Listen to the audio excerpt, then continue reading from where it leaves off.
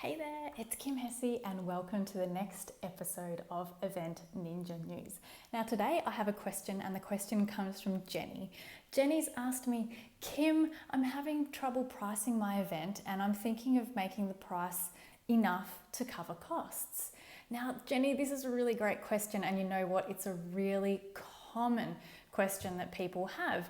I know that when you run an event, you've got venue costs, you've got other costs that go with printing and all manner of things, and it's really easy, or I guess really enticing, to price your tickets to cover all of your expenses that are related to your event. Now the question is, Kim, should I be doing this or not? And my answer to you is no. Don't price your tickets to cover costs. And the reason I say no is basically when you're doing this, I get it. You're coming from a place of wanting your event to work. You're wanting to make sure that you're on budget and you know that the event is going to be viable. But when you come from that place, you're not thinking about your guests and the people who you want in the room. And you know what?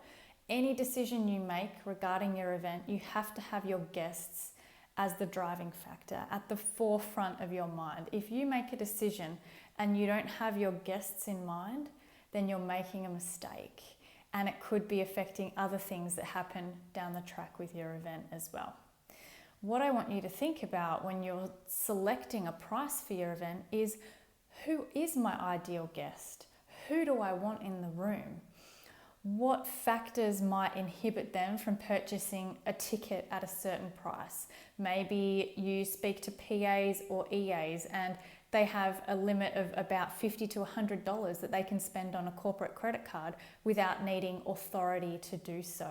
Maybe that influences your price point. Now you're going to know your target market a lot better than I do, and the little intricacies of them and the way that they work within their companies and the businesses that they work within.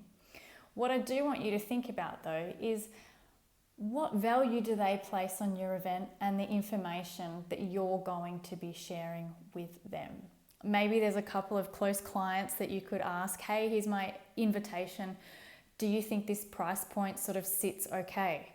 Go out there and look at other events that are maybe similar, maybe in your industry or in a different industry, to see where they're pricing their event.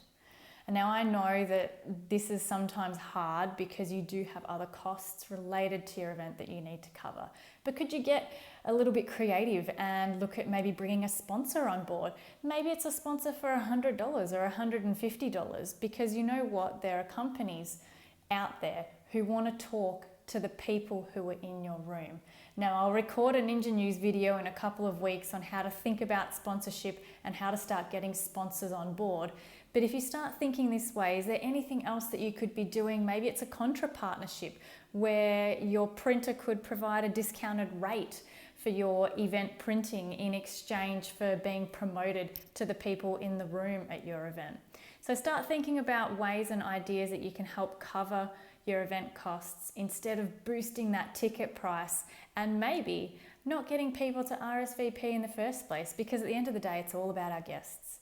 It's all about getting them in the room, sharing the information and the knowledge that we want to share with them so that they go on their merry way and have felt better for having been at our event. I really would love to hear from you as to how you priced your events and maybe some strategies you're using with sponsors or contra partners to try and help with those event costs.